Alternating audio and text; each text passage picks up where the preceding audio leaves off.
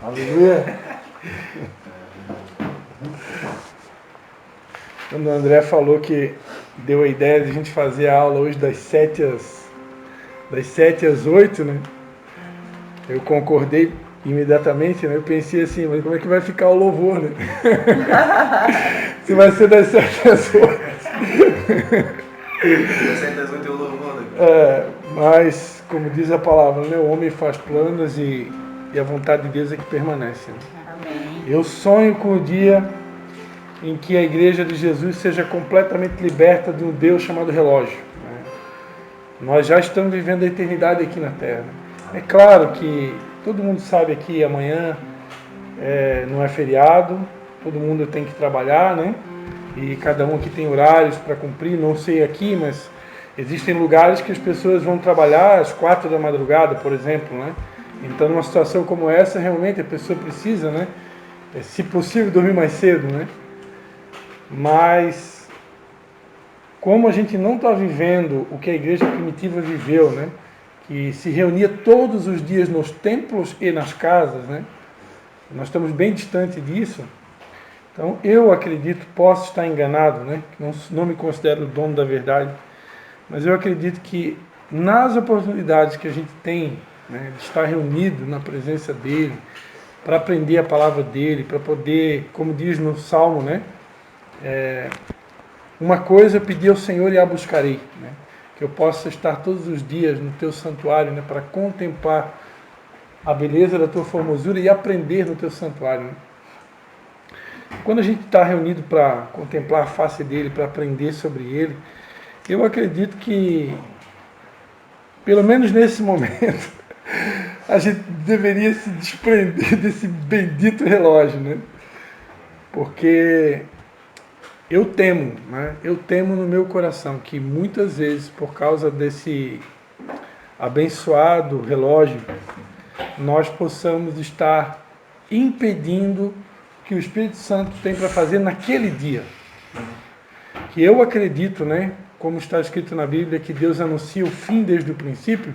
Então eu acredito que para cada dia da semana, para cada dia do mês, para cada dia do ano, no relógio da eternidade, né? No Kairos de Deus, trazendo para o Cronos, né? Meio complexo isso, né? Mas Deus tem algo projetado, né? Para essa noite aqui Deus tem algo projetado. E se a gente não cumprir o que está projetado para essa noite, a gente vai ter que cumprir no próximo, né? Mas por que não cumprir exatamente no dia que Deus já tinha planejado, né? Então é mais ou menos assim. Eu acredito que tem uma porção para nós nessa noite. Amém. Né? E essa porção precisa ser entregue até o final, né? Não posso, que nem eu vou servir um almoço e aí de repente você está se alimentando, não para, mas estou com fome ainda. Não, fica com fome. Semana que vem continua, né? Então eu creio que tem uma porção. E essa porção, ela não é determinada pelo pastor Christian, muito menos pelo pastor André, muito menos pela pastora Cris. Quem determina é o Espírito Santo. Né? Embora a Bíblia diga, né, que o Espírito está sujeito ao profeta, isso é real. Né? Nós temos o poder de interceptar a qualquer momento. Se eu começar a falar aqui e o André, né, que é o anfitrião, disser, chega, deu, eu estou aqui na qualidade de servo, eu vou me submeter e deu, né? Mas, por experiência desses anos todos servindo a Deus, eu acredito que algumas, para não dizer inúmeras vezes, em muitos lugares onde eu já servi, onde já preguei, onde estava muitas vezes ali sentado no banco para receber, eu acredito que muitas vezes o Espírito Santo foi impedido de fazer o que ele queria fazer. Por causa de líderes religiosos que, como diz a palavra, o Espírito é sujeito ao profeta, então o profeta ele interrompe a hora que ele quer. Né? Líderes religiosos que simplesmente interromperam. Né? Não sei se alguém aqui já ouviu falar em Gregory McNutt. Já ouviu falar? Gregório McNutt, né? Ele era um profeta extremamente usado por Deus, né? Morava, acho que na cidade de Londrina, né? No Paraná, a última morada dele, né? Ele estava pregando, não vou citar nome, não vou dar nome aos bois, né?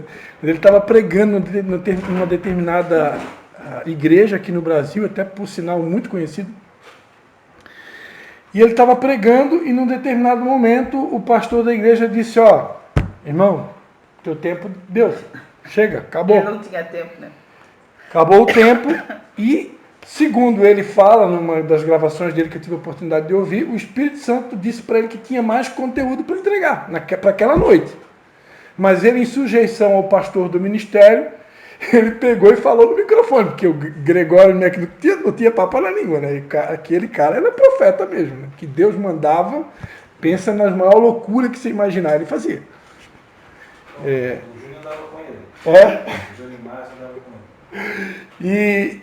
E ele então, uma dessas gravações que eu ouvi, ele pegou e disse, irmãos, o pastor está pedindo para mim encerrar a palavra, mas o Espírito Santo está dizendo que tem ainda conteúdo. Então é o seguinte, tem uma praça aqui na frente da igreja, eu estou convidando a todos aqueles que querem ouvir a parte 2 da mensagem, né? Nós estamos nos retirando do templo agora, nós estamos indo para a praça aqui em frente ao templo, e aqueles que querem ouvir o restante da mensagem que Deus tem para entregar, me acompanhem. Ele simplesmente deixou o microfone no púlpito e foi para a praça em frente à igreja, e a multidão que queria ouvir a parte 2 seguiu para ouvir, né? Então, né? Então eu acredito que isso seja real, né? Eu já vivi experiências em lugares onde eu servia a Deus, onde o pastor simplesmente na hora do louvor, naquela hora ali que o Espírito Santo estava se manifestando em pleno auge do louvor, o pastor simplesmente pegar o microfone, irmãos, deu, acabou. E a gente, em obediência, né? Toda autoridade é constituída por Deus, é o entendimento que a gente recebeu, então a gente imediatamente silenciava, parava, né? Mas eu creio que muitas vezes a autoridade que é constituída por Deus, nem sempre elas estão 100% em sintonia com o Espírito Santo. E se uma autoridade constituída por Deus não estiver em sintonia com o Espírito Santo, ela pode se interromper o que o Espírito Santo desejava fazer num determinado momento, num determinado local, numa determinada dia, tarde, noite, né? Então, eu tenho temor disso, né? Eu não quero ser esse que vai atrapalhar, né? Por isso, eu já devo ter falado isso para vocês, eu vou só repetir. Se qualquer pessoa que, né, em algum momento quiser partilhar algo, participar da aula, né? Eu fico feliz, né? Quando os alunos interagem com o professor, né? Até porque o professor aqui é o Espírito Santo, a gente está aqui só na qualidade de facilitador. Então fiquem bem à vontade, né? Eu dou aula também nas quintas-feiras, numa escola em Canelinha, na igreja dos meus pais, né? Chamada Escola de Líderes, né? E tem uma determinada aluna lá que ela me interrompe sempre, né? E é uma benção, né? Eu amo isso, né? Eu amo. Claro que tem aqueles dias assim que a gente está mais, acho que... Pedro? Acho que mais espetado, não sei, que a gente às vezes tem um pouquinho mais de dificuldade de ouvir, né? Mas na maioria das vezes, pela misericórdia de Deus, a gente está sempre pronto a ouvir, né? Isso, a gente sabe que essa é a vontade de Deus, né? Então, fiquem à vontade, né? Participem, contribuam. Se tiver alguma coisa que eu falei que você não entendeu, né? Porque eu não sei se eu já falei isso aqui. Para mim, uma das piores coisas que pode acontecer para um líder, para um pastor, para quem ensina a palavra de Deus, é quando alguém tem dúvida e a pessoa não deixa passar, entendeu? Ela não pergunta. Isso é perigoso, a gente tem que tomar cuidado com isso, porque o diabo ele trabalha na dúvida, né? Então que a gente possa aprender a abrir o nosso coração, ser sincero, né, com os nossos líderes, com os nossos irmãos, né? E realmente abrir o coração e tirar as nossas dúvidas. É claro que tem um tempo determinado para todas as coisas, mas eu já vi muita gente se desviar do caminho por causa de dúvidas. A pessoa fica com dúvida, aí ela não tira a dúvida. Aí só que daqui a pouco vem a segunda dúvida, e ela não tira aquela dúvida. E daqui a pouco vem a terceira. E quando vê, o coração da pessoa está completamente minado, e aí onde é que acontecem as rupturas, né? Pastora, estou comunicando que eu estou indo para outro ministério, foi muito bom o tempo que eu tive aqui com você, mas, sabe, mas irmão, o que aconteceu? Não quero falar sobre isso, vamos pensar nas coisas boas, e a pessoa já está indo para outro ministério, né? Então, que nem sempre essa decisão por uma direção de Deus, né? Às vezes justamente porque o coração foi minado e a pessoa não conseguiu se abrir, e aí quando chegou num ponto de ficar insustentável, né? Então, amém? Algo que vem assim para a gente estar compartilhando. Vamos dar continuidade então? Quero dizer para vocês que estou com saudade de vocês, né? Saudade dessas aulas. Coincidentemente, eu estava lá desbirotando meu computador e eu sem querer ouvi lá a lâmina do título da mensagem que Deus me deu da última vez que eu estive aqui, né? Jesus parou junto à fonte, né? Então a gente teve uma parada, né? A gente teve uma parada de aproximadamente um mês, né? E isso está totalmente sincronizado com uma palavra que Deus tem nos dado nesse tempo sobre a questão da dracma perdida, né? Quando uma mulher varrendo a casa percebeu que ela tinha perdido uma dracma, na verdade ela parou tudo, acendeu a luz e foi procurar aquela dracma até achar, né? E eu creio que nesse tempo realmente o Espírito Santo tem parado a igreja no sentido para rever alguns conceitos, né? Rever alguns valores. A gente quer avançar, né? A igreja, meu Deus, todo mundo quer, né? Progresso, avançar. Mas às vezes tem algumas coisas que a gente precisa consertar, né? E o que eu estou falando, eu já falo por mim, né? Tem coisas que precisam ser consertadas no casamento, na educação dos filhos, no próprio ministério, na nossa vida pessoal, né? E Deus, ele tem as suas prioridades, né? Que muitas vezes são diferentes das nossas, né? Nós como pastor, qual pastor que não sonha em ver o ministério crescer, né? E aí a gente pensa, né, em inúmeras maneiras de querer contribuir para que isso aconteça, né? E às vezes a gente vive um momento onde o Espírito Santo está dizendo: agora não estou muito preocupado com o teu ministério crescer, não, agora estou preocupado mais com o teu relacionamento com o teu cônjuge, o teu relacionamento com o teu filho, com a tua mãe, com o teu pai, né? Que honrar pai e mãe ainda é mandamento, né? Então, eu entendo que a mesma fala que eu usei na nossa escola lá em Canelinha, eu quero deixar aqui para vocês, né? Nesse início de aula, né? O próprio professor que está aqui, Deus precisa trabalhar algumas coisas na vida dele, construir algumas coisas, lapidar algumas coisas para a gente ter que continuar. Para que quando a gente for refletir sobre o que a gente está estudando aqui, possa ser o mais próximo da verdade. Não que a gente não vá errar em nada, né? Mas eu imagino que, pelo que eu tenho percebido da parte de Deus, e foi uma palavra que a gente deu aqui no primeiro dia, né? Cada um presta atenção como edifica, né? Porque eu posso aqui edificar uma construção de palha, de madeira, de feno, mas Deus pode me usar para construir uma obra de pedras preciosas, né? Semelhante ao ouro. E eu creio que é essa igreja que Deus quer edificar nesses dias, né? E essa igreja que suporta, né, o fogo, suporta a fornalha, suporta as altas temperaturas, suporta provações difíceis, né? Como quinta-feira minha sogra foi levada para o hospital em Florianópolis e a médica que veio conversar com meu sogro disse que ela ia ter que fazer um procedimento e ele não garantia que ela ia sobreviver a esse procedimento. Então, quando chega uma notícia como essa, isso abala a estrutura, né? Você não está preparado, você abala, né? Então, existem provações nas quais nós seremos submetidos, né? A fim de que Deus venha realmente remover todas as nossas imperfeições, né? Essa santificação no corpo, na alma e no espírito, que está anunciado lá em 1 Tessalonicenses 5:23, se não me engano, ela é diária, né? Então Deus, para cada estágio, ele tem um nível de purificação que ele quer realizar em nós. E se eu permitir, ele vai fazer, né? Para que a gente possa então continuar do jeito que tá bom para ele, né? E daqui a pouco, se precisar mais uma pausa, ele é que vai determinar. Tomara que não precise, né? Aqui no nosso caso, aqui as aulas são de 15 em 15 dias, né? Mas louvado seja Deus pelas pausas.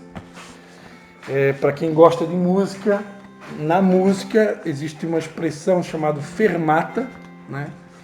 Que é uma pausa por tempo indeterminado. E quando eu comecei o meu ministério, eu tive a grata surpresa de ter sido convidado para participar de um retiro só para pastores, na cidade de São Bento do Sul, com um pastor americano e também com um casal de pastores brasileiros que são líderes de uma rádio chamada Rádio Transmundial. Era Marli Spiker e Edmund Spiker. Eram os 3 preletores desse retiro só para pastores. O tema do retiro era Vinde a mim todos vós que estáis cansados. Era Fermata, Vinde a mim todos vós que estáis cansados, sobrecarregados, que eu vos aliviarei. Né? E foi naquele retiro que eu aprendi, né? O que significa Fermata, né? Uma pausa por tempo indeterminado. Né? Assim como no Salmo você encontra a palavra Selá, né? Selá é uma pausa. O salmista ele falava e de vez em quando vem a palavra Selá, ou seja, pausa para meditar, para refletir sobre aquilo que estava escrito. Né? Então, a pausa, assim como existe na música, existe na vida real, existe na nossa vida com Deus, ela é necessária. Amém? Amém. Agora vamos para a apostila? Então, amados, é uma alegria estar aqui com vocês, viu? Então 5 minutos só. 5 minutos. E agora? O que fazemos? Tá no 2 ali, né? Que nem vai entrar. Cronograma, pega que já vai apitar o sino da escola. Ah, Que rápido que está sendo. Vigília para eu. oi? Tá à vontade. Amém?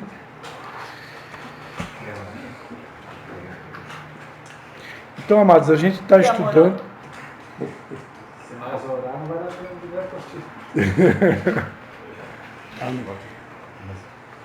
Só lembrando, né, queridos, que apesar de toda essa fala inicial, né, nós também queremos entender as demandas de todos, né?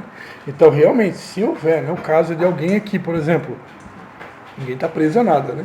Se alguém precisar sair mais cedo, né, ou antes do término da aula, por algum compromisso, por alguma necessidade, às vezes deixou o filho na casa de alguém, precisa pegar, pelo amor de Deus, né? Todo mundo aqui, eu creio que aqui todo mundo já é crescido, né? Já. Então, pelo amor de Deus, se alguém precisar sair, saia na paz, né? E sem nenhum peso, né? Sem nenhum peso. E as aulas aqui, lembrando que elas são gravadas, depois você tem a oportunidade de ouvir, né, o áudio lá no meu canal do YouTube. Se você sentir necessidade, não sei se é necessário criar um grupo de WhatsApp só para o pessoal aqui, não sei se tem necessidade. Se achar que tem, compartilhe o áudio ali no grupo, né? Mas só para ter esse entendimento, né? Porque para ficar todo mundo na paz, né? Amém. Deus em casa, Cristian, bora. Então, amados, a gente começou então a estudar quem é Deus, o meu Pai.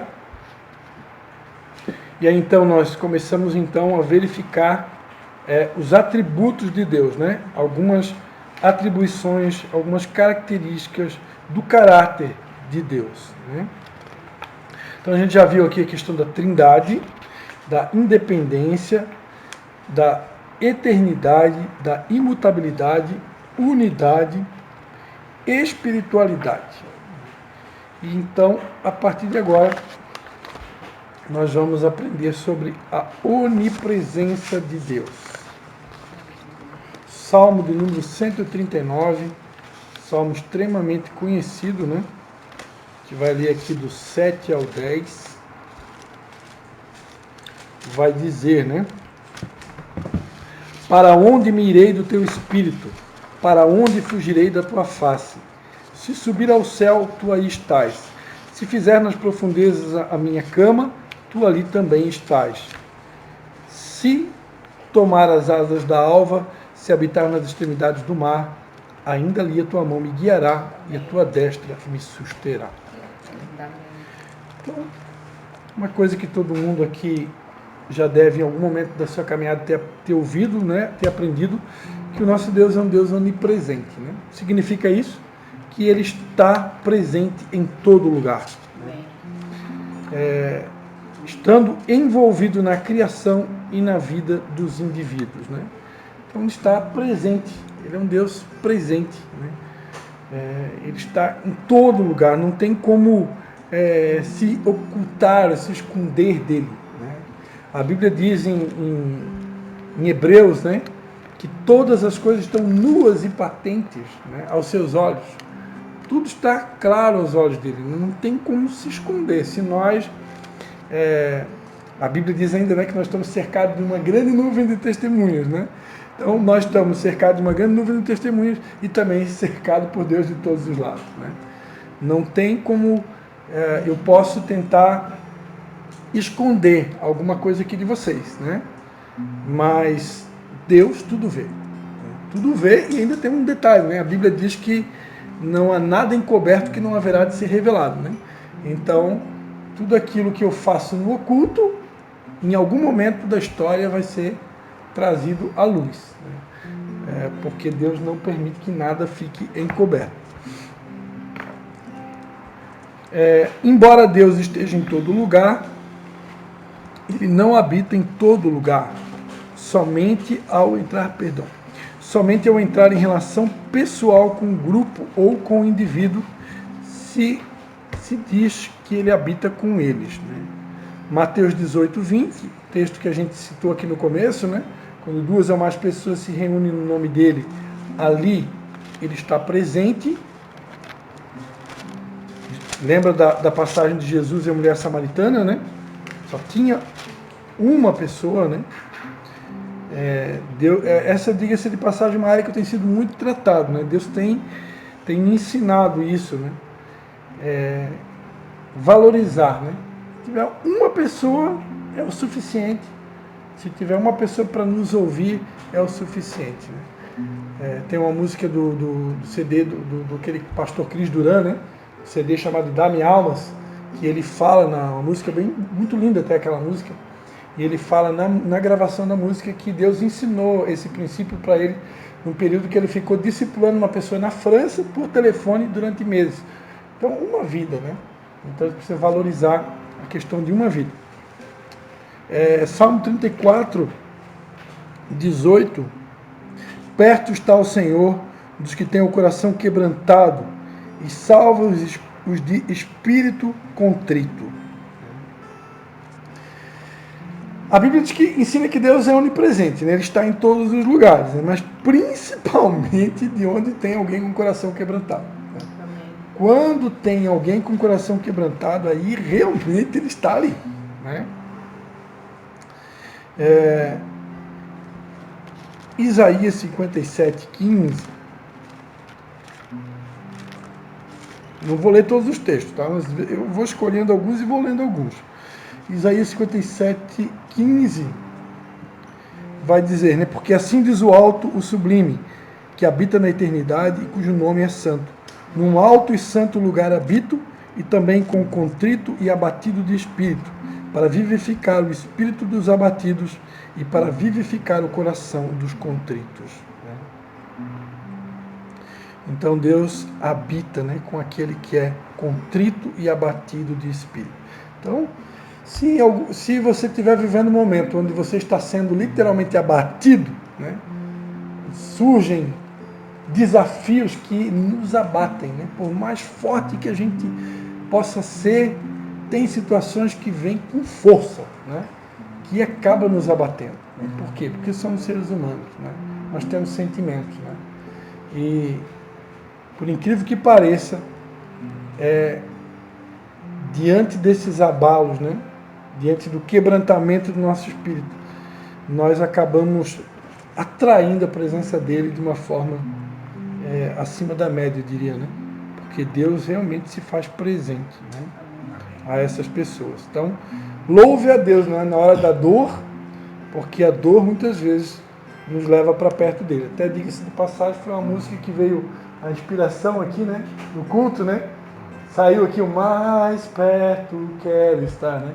E aí, antes da ceia, era a ceia daquele dia. E a letra da música diz, ainda que seja a dor, né, que me una a ti. Cantar é fácil, né? Mas quando vem a dor, mas a dor muitas vezes nos une a ele, né? Então, o salmista afirma que não importa para onde formos, Deus está ali. Um Salmos 139, do 7 ao 12, Jeremias 23, do 23 ao 24, Atos dos Apóstolos 17, do 27 ao 28. Deus observa tudo quanto fazemos. Né? Nós deveríamos todos os dias, né, sair de casa sempre com esse entendimento. Deus está nos vendo. Né? Se eu cometer algum erro ao longo do dia, né? Claro, não estou falando aqui de erro acidental, mas um erro premeditado, né? Vou cometer um errinho aqui, vou cometer um pecadinho. Não tem problema, ninguém está vendo. Não, Deus está vendo. Né? Tem que ter sempre esse entendimento. Né? Claro que Deus não quer que a gente tenha medo dele, mas Ele espera que a gente tenha temor. Né? O temor do Senhor é o princípio da sabedoria. Né? Onisciência. Então, além de onipresente, Deus é também onisciente. Ou seja, o que significa onisciente? Que Deus tem todo o conhecimento. Né? Deus possui todo o conhecimento. Tem acesso a todo o conhecimento. Ele conhece o passado, o presente e o futuro. Significa que ele conhece, inclusive, como diz aqui, o futuro, e inclusive os nossos pensamentos, né? Até aquilo que a gente está pensando, né? Deus sabe, né? Jó 37:16.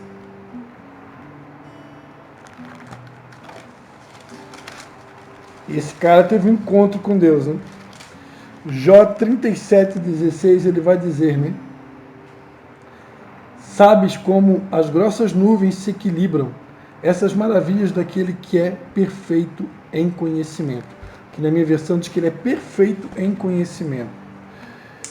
O Salmo de 139, né, que a gente já tinha lido, mas do 1 ao 4 diz, né?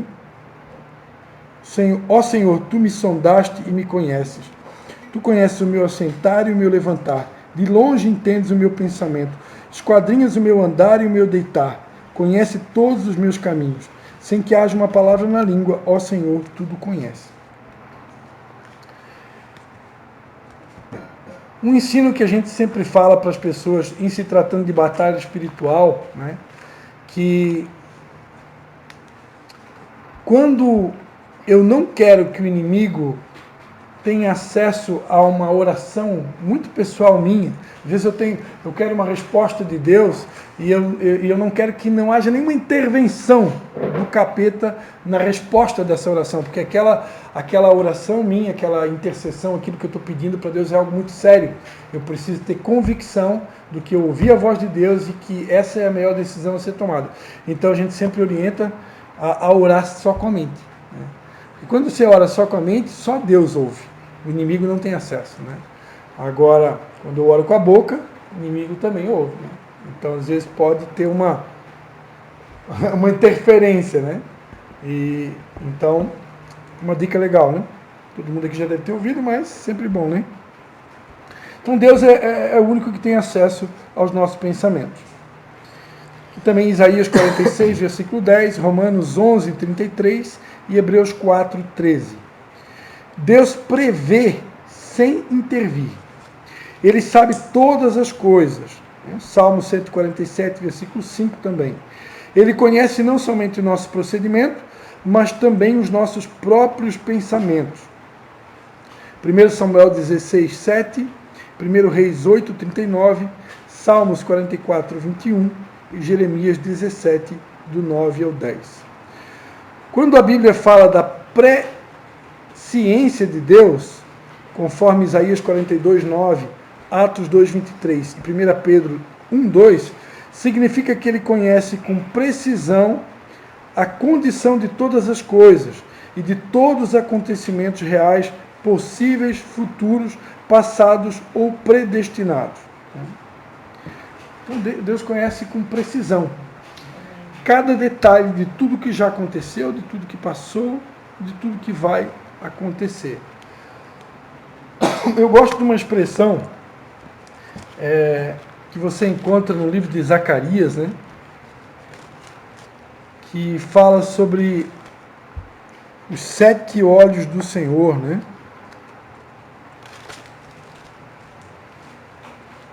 Zacarias 4:10, né? Zacarias 4:10 vai dizer, né? Quem despreza o dia das coisas pequenas, esses se alegrarão vendo o prumo na mão de Zorobabel.